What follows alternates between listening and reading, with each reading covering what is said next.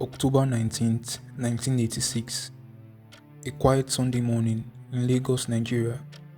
A man opens a parcel in his living room, and within seconds, his body is torn apart.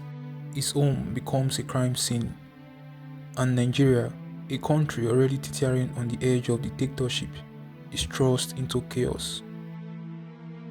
That man was Dele Giwa, journalist, truth seeker, co-founder of Newswatch magazine, a voice too loud for those in power to ignore.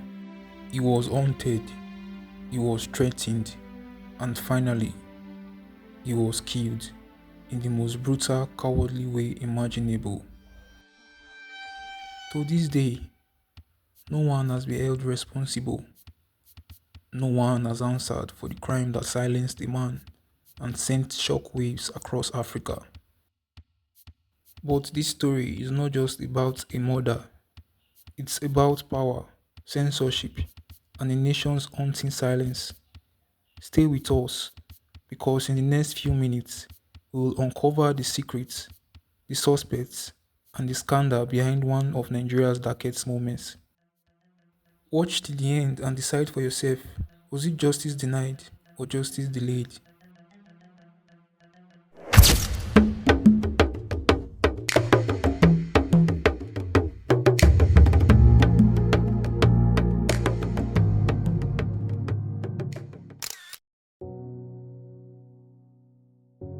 Before the bomb, before the headlines, before the silence, there was a boy, bright-eyed, curious, determined, born on March 16, 1947 in Ile-Ife, Nigeria. His name was Sumonu Oladele Baines Giwa. He hailed from Ugbeke, Ekperi, Isako East local government area of Edo State, but the world would know him simply as Dele Giwa. He was the son of a laundryman at the Ooni of Ife's palace, a child raised in the shadows of royalty, yet far from privilege. From a young age, Dele was drawn to stories of power, of struggle, of people. His thirst for knowledge took him far, from Nigeria's dusty classrooms to the bustling streets of New York City. In America, he gained his degree in English from Brooklyn College in 1977.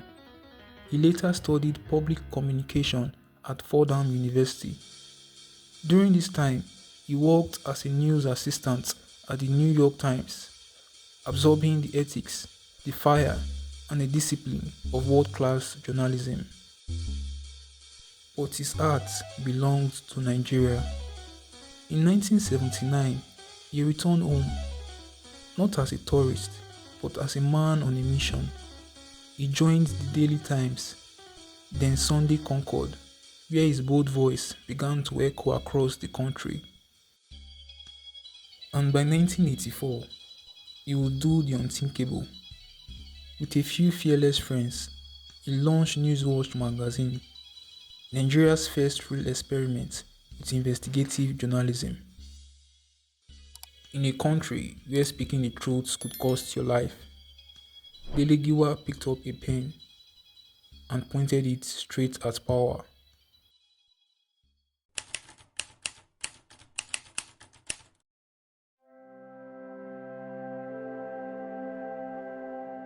January 28, 1985, a new voice enters Nigeria's media landscape.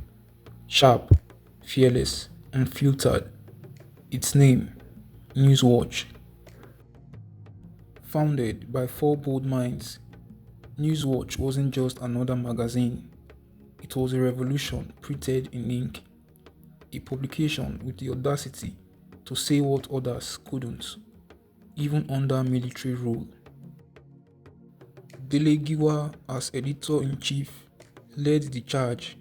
His pen was sharp, his style distinct, elegant, and piercing. He asked uncomfortable questions, published explosive stories, and tackled the abuse of power head on. Newswatch quickly rose to become the most widely read news magazine in Nigeria, influencing policy, shaking power, and awakening a new generation of readers. But with visibility came danger.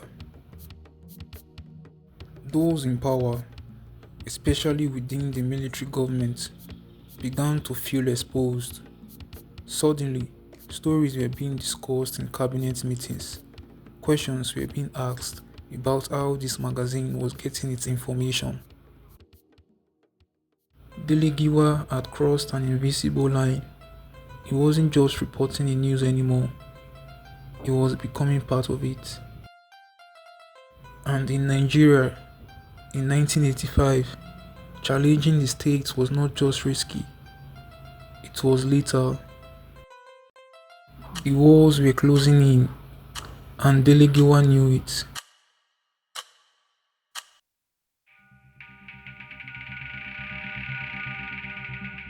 August 1985. A smiling general in dark sunglasses seizes power in a bloodless coup. His name, General Ibrahim Badamasi Babangida. To the public, he promised a new dawn. To the press, he brought shadows. While Babangida styled himself as a liberal military leader, his regime grew increasingly authoritarian behind the scenes. Critics were arrested, dissenters silenced, and journalists watched. In the early 1986, Dele Giwa had uncovered the story of Gloria Okon, a Nigerian drug empress who was caught at the airport on her way from Lagos to London with heroin. She died 6 days later in Nigerian prison custody of food poisoning. Investigations were made, but all to no avail. And Dele Giwa, upon his investigations, made connections with Gloria Okon and Miriam Babangida, the wife of Ibrahim Babangida. Gloria Okon and Miriam Babangida were friends, and many believed that Gloria Okon was working for Miriam Babangida, the president's wife. Many also believed that she did not die in custody, that another dead body was displayed as Gloria Okon, and that she was alive somewhere outside Nigeria. It became a controversial story surrounding the presidency, attracting attention to the military regime of Ibrahim Babangida. By the late 1986, Dele Giwa was under surveillance. The State Security Service (SSS) and the Directorate of Military Intelligence had both interrogated him, accusing him of plotting anti-state activities. They questioned his alleged links to student activities, to Marxist thinkers, even to a coup plot that never existed. Giwa brushed it off as harassment, but to close friends, he confided.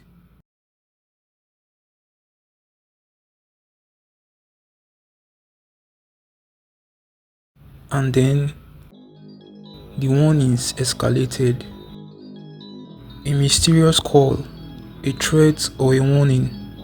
It's never been confirmed, but it came from someone claiming to represent the presidency. And within 24 hours, Dele Giwa would be dead.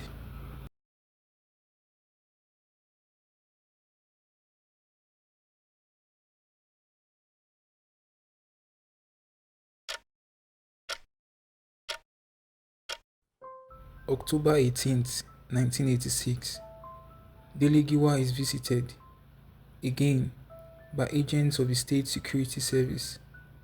They question him at the Newswatch office, then summon him for more interrogation at home. The allegations are vague. His lawyers are confused, but Dele Giwa is growing certain of one thing: he is being set up. He calls human rights lawyer Gani Fawemi. He drafts letters, raises alarms, but by then it was already too late.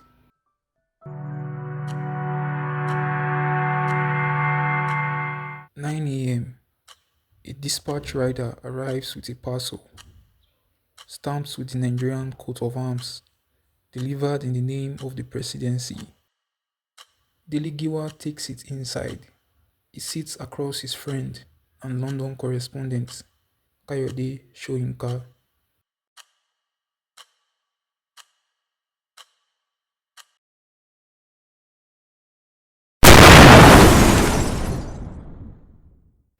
His lower body was obliterated, his flesh charred, his voice gone.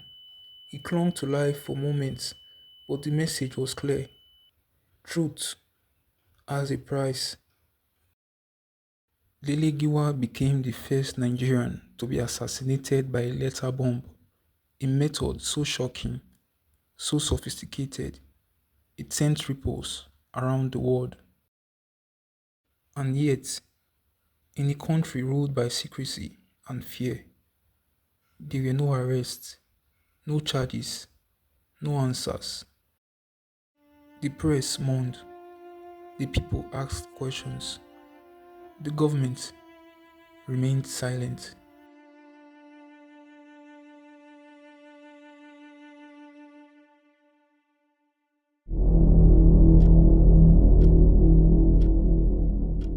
In the wake of Dele Giwa's death, a quiet storm began to churn. His family, his colleagues, the press, they all demanded answers. But in Nigeria, under Babangida's rule, the truth was a dangerous commodity. The government declared it was a random act of violence, a tragic, isolated incident, but something didn't add up. A letter bomb sent from the presidential office, no fingerprints, no traceable address, and yet, the government response, a rush to close the case, to sweep it under the rug. The family hired the best lawyers, including the formidable Gani Fawemi. He filed petitions, demanded investigations, but each time the response was the same. No leads, no suspects, case closed. And what about the police? The FBI was asked to assist in the investigation, but in the end, the investigation led nowhere. No one was held accountable. The cover-up had begun. Powerful forces didn't want the truth to come to light, and as the press buzzed with suspicion, some voices were deliberately silenced. Dele Giwa had exposed the corruption at the very heart of Nigeria's military government, and now they would stop at nothing to protect their secrets. Who benefits from Dele Giwa's death? It's the question that haunted investigators, and one that leads straight to the very top, but no one would dare point the finger. The regime worked to maintain its grip on power at any cost. The press was controlled, the military cracked down, and the truth was buried beneath layers of fear. As Dele Giwa's colleagues, friends, and family sought justice, those in power continued their game, and the press, it was forced to toe the line or risk disappearing. Dele Giwa, a man who refused to be silenced, but in his death, a greater silence descended on Nigeria. The cover-up continued, the whispers of corruption, of military involvement, all buried. For how long? That remains the ultimate question.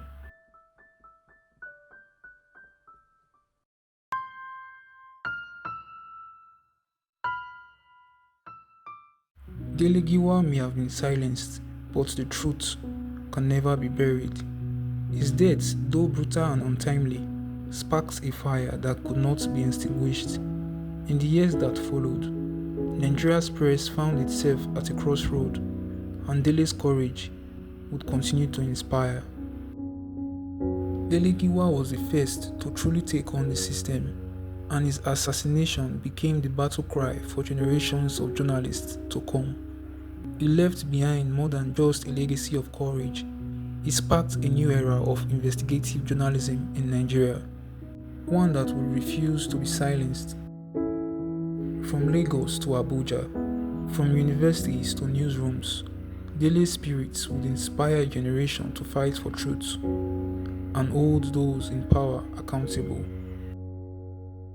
As Nigeria's press grew bolder, so did its people. The NSAS protest, the fight against corruption, and the demand for a free press all trace their roots back to that fateful day in 1986. But the questions remain unanswered. Who orchestrated Dele Giwa's assassination? Was it military, political, or something darker still? Despite the years of investigations, no one has been convicted. The official story remains untouched, frozen in time, but the mystery still looms large.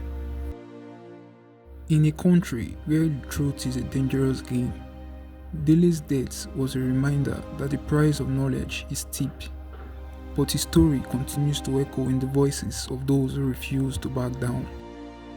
To this day, Dele Giwa is remembered as a symbol of courage, defiance, and the power of the press.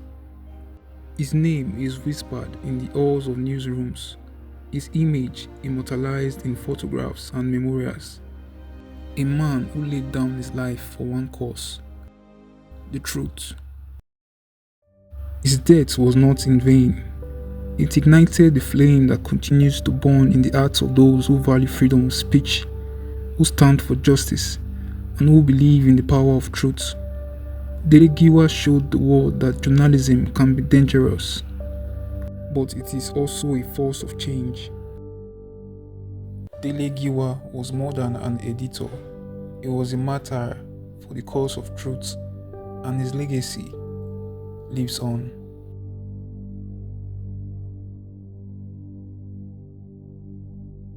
If you have been moved by the story of Dele Giwa and want to know more about Nigeria's history, don't forget to subscribe and hit the notification bell to stay updated, and let us know your thoughts. What's your take on Dele Giwa's legacy? Leave a comment below, share this video, and join the conversation.